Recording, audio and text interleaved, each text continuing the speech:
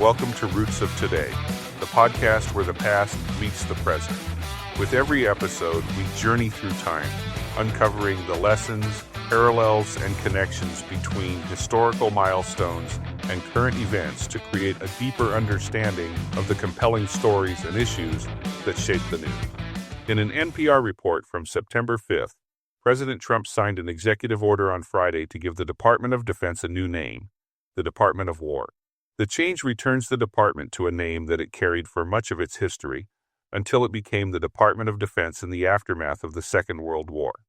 During a press conference in the Oval Office, Trump tried to explain that the name change was designed to reflect a new tone for the nation and the military. A White House fact sheet explains that under the executive order, the name Department of War will serve as a secondary title for the Department of Defense, although Trump backtracked a bit, stating that he did not believe he needed congressional approval for the move, but he also promised that Congress would get behind the rebranding. According to the fact sheet, the order will also authorize Defense Department officials to substitute the word war into their titles. For example, the Secretary of Defense could use the title Secretary of War. For most of America's early history, we didn't have a Department of Defense. We had a Department of War. After World War II, in the anxious first years of the Cold War, Washington reorganized the military and rebranded the whole enterprise. Today, that name, Defense, is in the news again, with a push from the White House to bring back Department of War. What did war mean then? Why did we switch to defense? And what would it mean to switch back now?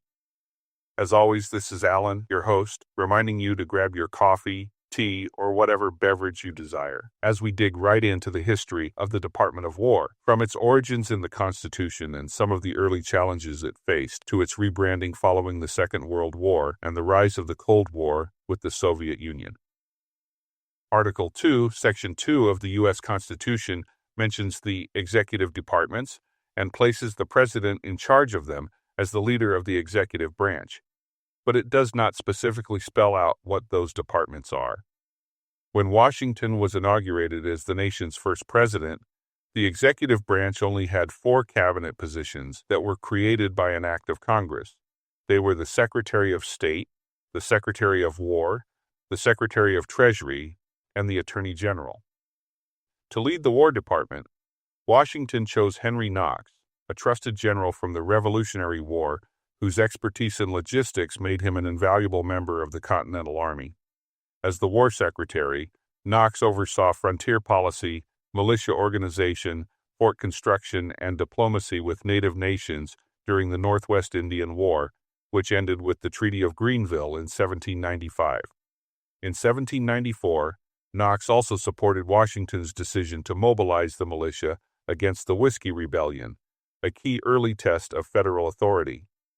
After Knox retired at the end of the 1794, Timothy Pickering briefly served, followed by James McHenry, who bridged the Washington and John Adams administrations. Under Adams, the War Department navigated the quasi-war with France, an undeclared naval conflict that spurred naval expansion and coastal defenses, even as Adams ultimately pushed for peace. With Thomas Jefferson, the title stays War, but the focus shifts. Henry Dearborn is Secretary of War through the First Barbary War, America's first sustained overseas conflict fought to protect U.S. shipping from North African corsairs. The war ended with an agreement that the United States would continue to pay tribute to the Muslim states in North Africa in exchange for promises of safe passage for American shipping. Following Jefferson's administration, James Madison, the 4th President of the United States, learned a harsh lesson on the costs of disorganization and incompetence as the War Department, under the leadership of Secretary William Eustis and later John Armstrong, Jr., presided over an army ill-prepared to fight the War of 1812 against the British. After British troops under the command of Major General Robert Ross successfully marched on Washington, D.C. and burned the city, President Madison turned to James Monroe to bring stability to the department. The War of 1812 also saw a resurgence of attacks on American shipping by Muslim pirates and action encouraged by the British. After the end of the war, Madison sent the fleet to resume conflict with the Barbary pirates, which ended with the submission of the North African states and an end to the practice of paying tribute altogether. In the early years of the Republic, the War Secretary was responsible for managing land forces, frontier conflicts, occasional overseas fights, and the complicated blend of diplomacy and coercion. It did not resemble the centralized, multi-service gargantuan department that we know today. The major reorganization that created the modern Defense Department did not come until after World War II and the onset of the Cold War. In December 1945, just 3 months after the official signing ceremony in Tokyo Bay that officially ended the war, President Harry Truman urged Congress to reorganize the entire apparatus that was responsible for the defense of the country. He stated, "I recommend that the reorganization of the armed forces be along the following lines. There should be a single Department of National Defense. This department should be charged with the full responsibility for armed national security.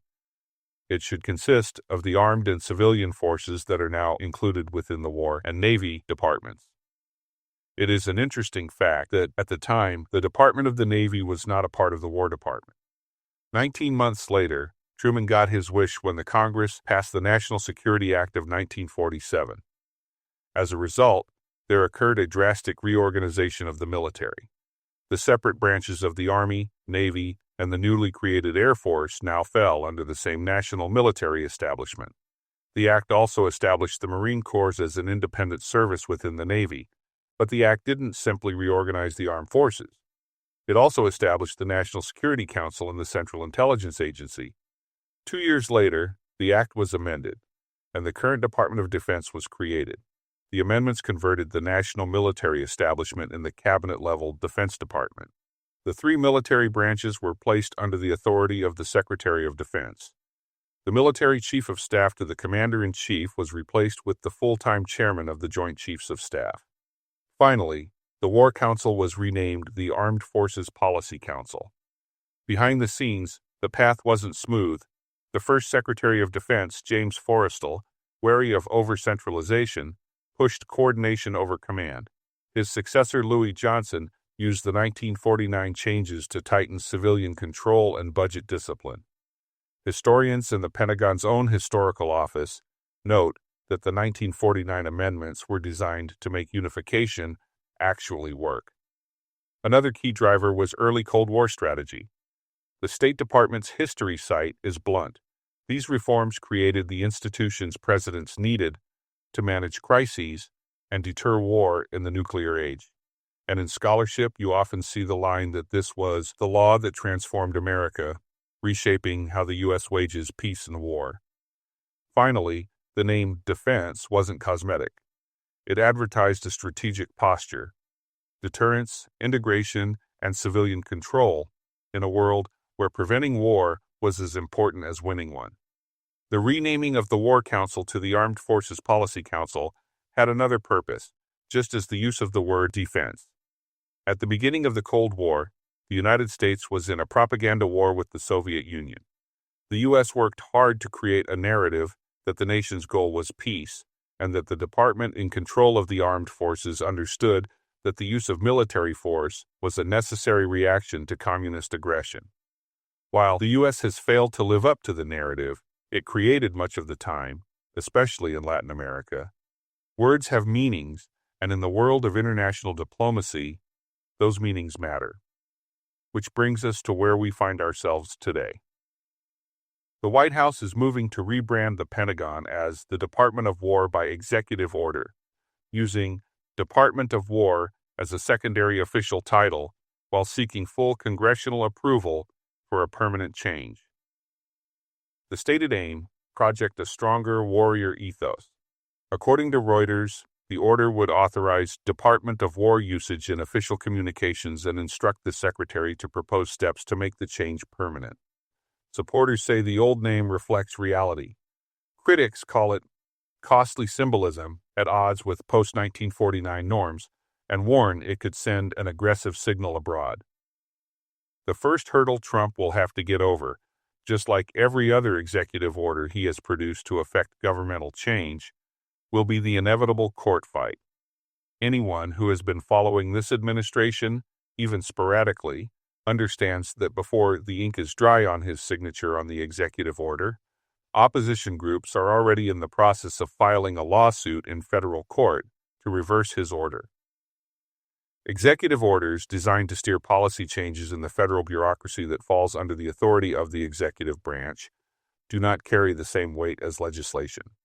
The presidency is not a monarchy, and Trump is finding it difficult, if not impossible, to rule by decree.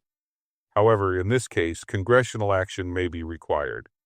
The Department of Defense, like all cabinet agencies, was created by an act of Congress. It is hard to imagine that the courts would rule that Trump would have the authority to, in effect, make the kind of changes that have always required legislation. In this case, Trump's EO simply gets the label into circulation and forces lawmakers to take up the issue. Then there are costs involved. Democrat Senator Tammy Duckworth, herself a disabled military veteran, asked the question, why not put this money towards supporting military families, or toward employing diplomats that help prevent conflicts from starting in the first place?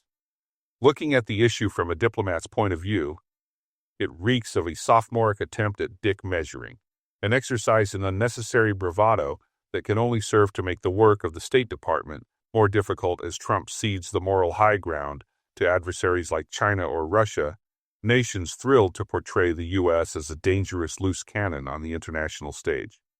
After all, Chinese leader Xi will no doubt argue that their massive military buildup and attempts to create military partnerships all over the world have nothing to do with any expansionist goals, but instead have everything to do with protecting themselves and others from the warmongering United States. The point is, what's the point? Diplomacy is an art and just another tool used as part of a greater strategy designed to gain and maintain power over your adversaries. The best example of someone who understood that was probably Sun Tzu. But if expert diplomacy is akin to Rembrandt creating a masterpiece painting, the circus in the White House paints like a drunk chimpanzee with deteriorating motor function. But the problem here is that this goes much deeper than the juvenile attempt at bravado. The true problem is the attitude that comes with it. Donald Trump, J.D. Vance, and Pete Hegseth act as if they are putting the world on notice that the U.S. is now going to be the aggressor and bully our way through world affairs because we have a powerful military and we are just itching to unleash it. That may play well with MAGA supporters, but it is a troublesome development as far as the rest of the world is concerned. Regarding effective foreign policy, Theodore Roosevelt famously stated, "Speak softly and carry a big stick." This administration's motto is, "Demand loudly and threaten everyone everywhere."